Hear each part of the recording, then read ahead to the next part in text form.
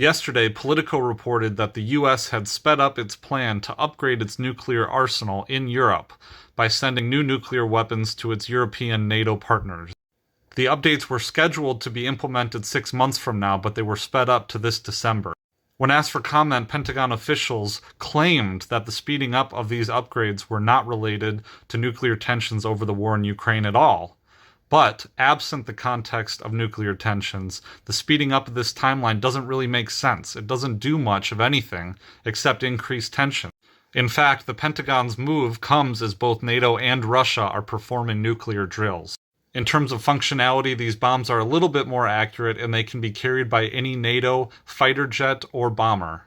The general thinking is, the strategy is, that this will deter Putin from escalating the war in Ukraine. But our leaders can't wrap their heads around the fact that this is not deterring, this is provocative behavior. It was NATO expansion and arms to Ukraine and other Eastern European countries that provoked this conflict in the first place. In 2019, the United States left the INF Treaty. This treaty was implemented in 1987 by Ronald Reagan, and it famously kept all nuclear missiles out of Europe for decades. Now, both the United States and Russia claimed that the other country was violating this treaty, but it was the United States that actually gave up and pulled out of it. And Russia had some good arguments as to why they were not violating the treaty. There's one other major nuclear arms treaty that's still in place between the US and Russia, and that is going to expire soon, and Biden will probably let it expire. That is the New START Treaty. Why have I talked about nuclear war and the risk of nuclear war so much on this TikTok channel? Is it for clicks? No. Is it to scare you? A little bit. Why do I want to scare you?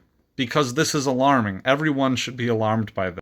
I don't want to be a sensationalist, but I want to wake everyone up to the real risks of nuclear war that we are facing right now, so that you could do something about it. It does not matter to the security of the American people where borders are drawn in Eastern Europe. The real risk of Armageddon in nuclear war is just not worth it. This is not World War II, and Putin is not Hitler. Neither is he a good guy. But there is no evidence that Putin wants to or is capable of taking over Europe and then threatening the United States. To learn more, go to antiwar.com or vitaldescent.com, where I have a podcast where I discuss these issues in depth.